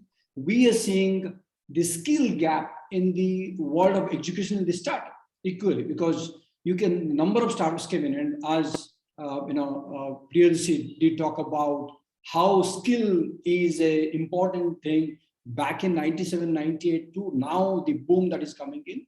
The industry is not ready in terms of having many skilled people to take India to a level of, let's say in 1/10 of Silicon Valley that we can do, though our people are going and, building those kind of companies. So I'm going to touch a couple of pointers.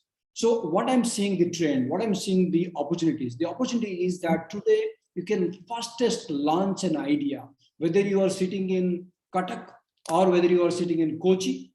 Today, an entrepreneur can come up with an idea and launch it with the minimal cost. And that's possible in the 2020-21 timeframe because of a movement called no code, right? Which is to say there are already tools available that you can quickly get it, build a small idea, take it to a customer, show them and see what they like or not like. So a lot of our, especially I'm talking from the Odisha point of view, a lot of our young entrepreneurs or those who want to try, they can today launch an MVP. They don't have to spend a couple of lakhs that we had to spend in 2007 and 8. Today you can launch and see whether the idea has viability, whether your customer is liking what you're telling it in a form, not in the talk, but in a form that I can see it in action. So that's one of the pointers that I would like to bring. And with a minimal cost, because we all know launching businesses are not easy, right? As we were told, during the talk by Mr. Mishra, how there are beautiful industries that is opening up. I'm getting the other side of the story that yes, the entrepreneurs can now launch smaller ideas and see the viability with a minimal cost. And then you also can get a lot of market access, as Priyadarshi talked about, and I think Mr. Pravat also talked about. Today, industries have opened up, and similarly, markets have opened up. So if you have an idea, there are corporates are teaming up with go-to-market plans. Institutions like Dr. Talukdar's institution, they are also opening up to ideas to bring, right? So with pandemic, the world has just opened up to say there is no bias about this. Let us open up, let us hear you out, let us see how it works, right? So your idea to pilot or your idea to market access is huge, humongous. Take any industry in the worldwide, right? And so that's one of the biggest inspiration to the entrepreneurship and businesses. The fourth thing is new industries. We talked about new industries in like various panelists. I also think, look at what's happening in the EV. Right? EV is coming up as a big industry that itself is redefining logistics, redefining old age, sort of services that can be given to old age. Many industries can be just impacted by the EV. We have been talking about, the world has been talking about IoT. I consider IoT is going to be, the golden period is going to be the IoT now, because you are opening up variety of industries to interact, integrate much faster. So that's on the entrepreneurship side. Somebody who wanted to build all the time, this is the golden moment of India, world definitely, or Odisha for sure, to launch businesses and scale them. The second one that I would like to draw a point is, which is very important for all of us, and especially for Odisha, that skill, right? So we are no longer bounded by access to people to be around, as it was talked by all the panelists that, and I think especially Mr. Pravat also talked, you can literally hire on the cloud. And similarly, as you hire on the cloud, I might be sitting in Berhampur, but I will be working for a Valley company. I can work for a Bhubaneswar company. I can work for a Bangalore company without moving, as long as my interest, my skill set, and the company's vision matches with where I am. It's a great level playing field. Plus, similarly, if anybody in Odisha want to access, you have now coaching programs, entrepreneurship network, community across the world that has been opened for you. You don't have to limit by saying, oh, we don't have a lot of people skilled in Odisha to get guided. No, that is exactly the foundership that we have launched, is to give access to people to just network wherever you are on the cloud and get you out of the door, your ideas and your businesses there, and even access to market. The third thing that I want to draw, which I think was talked heavily and encouraging to see from Mr. Mishra also, that you have the innovation in corporates, right? look at, and Mr. Priyadarshi also talked about, look at the corporates opening up doors in big numbers to say, come in. And I think Mr. Arvind also talked about whether it's a healthcare or whether it's education, whether it's an e-government. Everywhere the corporates are saying, we can do what we can do, but if there is a startup idea, there is nothing about it, please come in, we can integrate, we can give you GTM, go-to-market plans. You want to launch in another market, there are corporations opening up equally. You are building a business in Odisha and access to Singapore, you have access, right? I think we were, I was part of the Odisha government events where Singapore's companies were presented, right? So the innovation in corporate and the corporate, kind of opening doors to get MSMEs and new startups and new ideas is going to be in a scale of 10x to 20x, right? Now, if you take all these things, these are the opportunities and the golden opportunities that we were all longing for. In fact, a lot of our seniors were longing for. They have worked hard. Mr. Dulal Pani would have worked hard for 20 years. Now the young generation can just simply access it in the record time. Now, coming to the challenges, I'll just take 2 more minutes. There are equally challenges. The challenges are, in terms of best practices, right? In terms of, the world is opening up in a big way. So yes, you are getting opportunity to go and create, but how secure? And what is the impact of this? How much it is going to be available to, to the digital divide kind of world, right? Because everything that we can do is, we are talking about digital, but what happens to remote, locations, remote cities?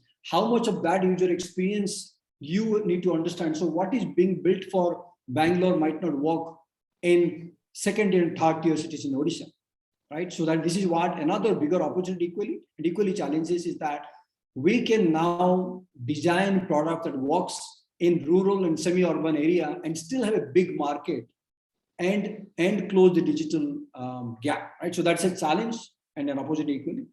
The other challenges are that, if we are creating a new kind of environment, the access to fund or the access to, investors also is going to be equally a crucial factor for especially Odisha as a huge hub to build another 300 top level product companies in the next decade or so, right? So I think that's going to be remaining a challenge because I can launch easily, I can get to the market easily, but if we have to access, we need those environments. And I'm thankful for the Odisha government to be super responsive in those areas of bridging the gap between investors and the startups and the VCs in the world. But I'm going to put that as a scale challenge.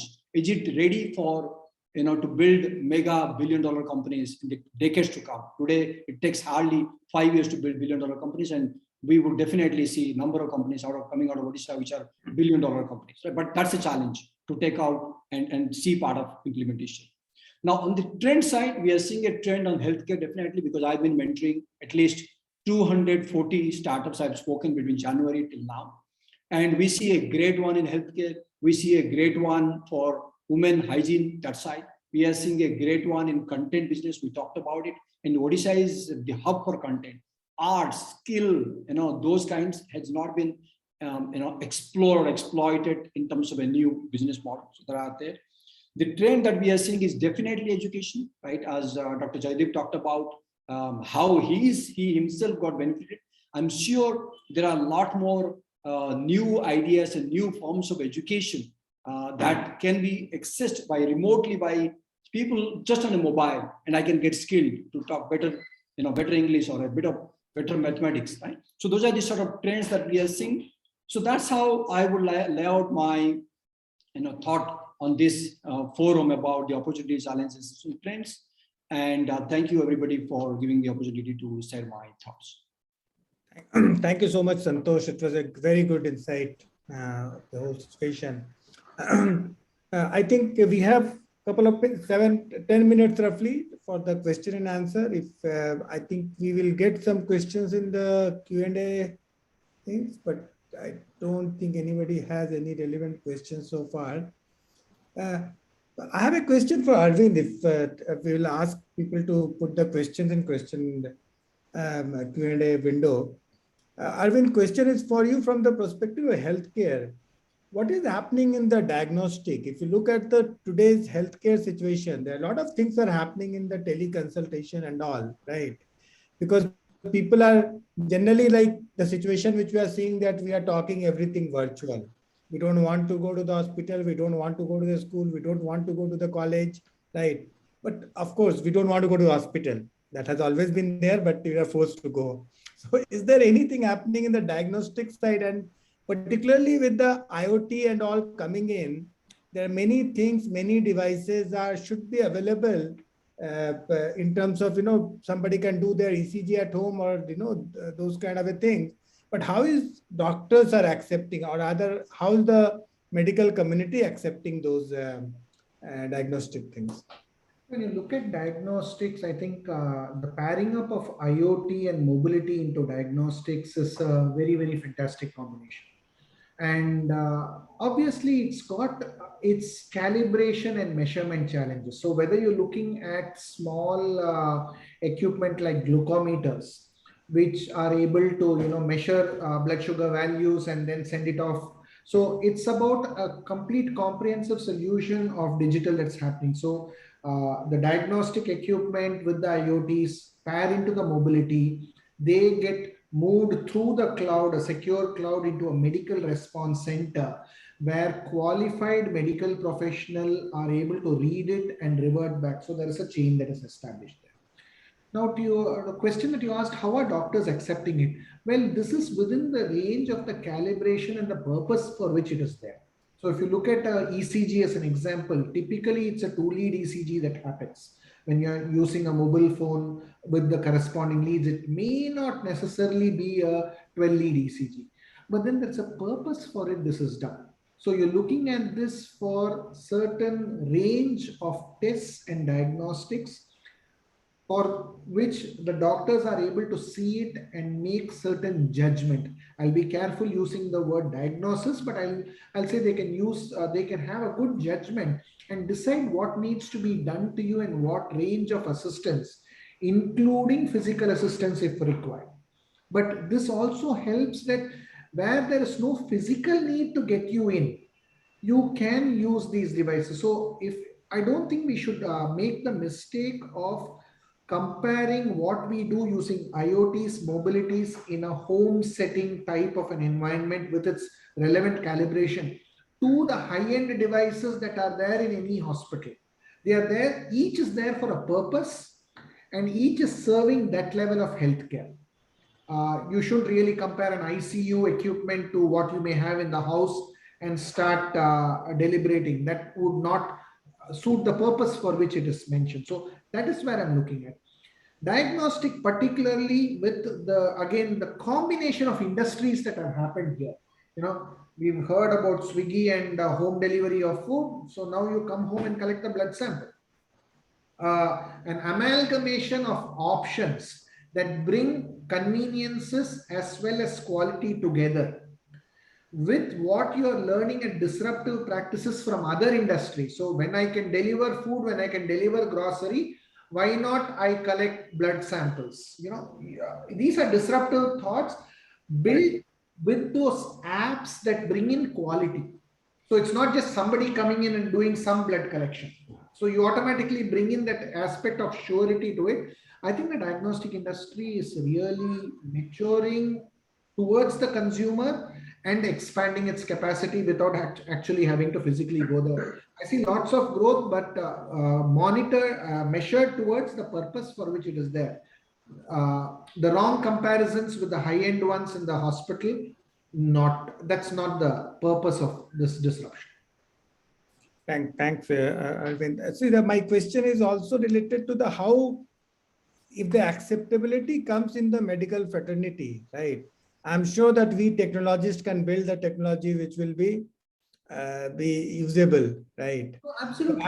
How is the medical fraternity looking at these solutions, or is that very receptive to it? Very, very receptive to it. That's why I said each is meant for a purpose in its calibration scale for which it is designed. And the medical fraternity looks at these as effective enablers and tools for them for decision making. That's why I said I may not use the word diagnosis. They may not use it for diagnosis. because they may require additional information depending on the situation. Sometimes they can make with that information also.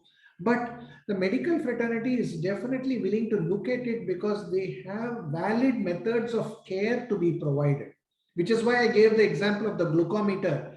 Endocrinologists and diabetologists are definitely willing to accept this home testing because they know within the realm what they can do, diagnosis or changes in prescription. So definitely the medical community is very receptive to it. And that is where I think all of us also need to adhere to some quality standards, whether it is the CE standards or certain equipments are FDA certified. I know FDA is not Indian, but internationally certified. Quality standards around this is going to help a long way in placing that trust also. So while doctors, we can say, are they accepting? You also need to understand that they cannot accept something where you just throw a value and they're expected to make a life decision. So I think we need to balance that, but I don't see any hesitancy in accepting that. Thank you. Thank you, Arvind. I know I have a lot of questions, but I know unfortunately we have a very limited time. And if I don't give opportunity to Abanis, who is our convener, to propose vote of thanks, I know he's not going to call me next time. So I'll give him some time, at least a couple of minutes, to propose a formal vote of thanks. Abanis, over to you. Thank you so much.